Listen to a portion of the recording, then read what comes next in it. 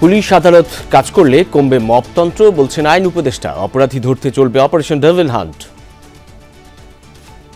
Prosecuting এজেন্সির সাথে time to time যোগাযোগ করে পর্যাপ্ত তথ্য নিজেদের সৌবিধ্য রাখুন। কোনোভাবেই যেন কোনো সন্ত্রাসী জামিন না পায়, সর্বোচ্চ সতর্ক থাকুন।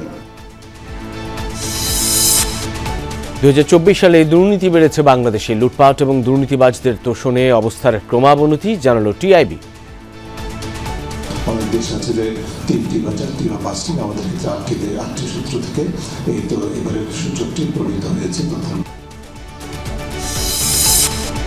ইউএনডিপি সহ 17 উন্নয়ন সহযোগী দেশের প্রতিনিধিদের সঙ্গে নির্বাচন কমিশনের বৈঠক। আলোচনার বিষয় ভোটের প্রস্তুতি।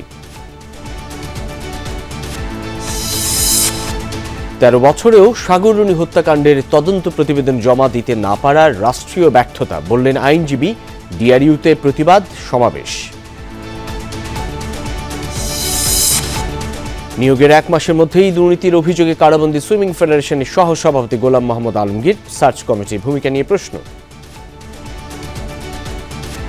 না, আমাদের এটা নিয়ে তেমন কোনো কিছু আমাদের এখানে আমরা এখন পর্যন্ত ফেস করি নাই। যতক্ষণ পর্যন্ত এটা ডিসিশন না হচ্ছে, যদি এটা থেকে কোর্টের কোনো ডিসিশন হয় বা কিছু হয়, সে যদি কনভিক্টেড হয় তখন অটোমেটিকলি থাকবে না গঠনতন্ত্র মোতাবেক।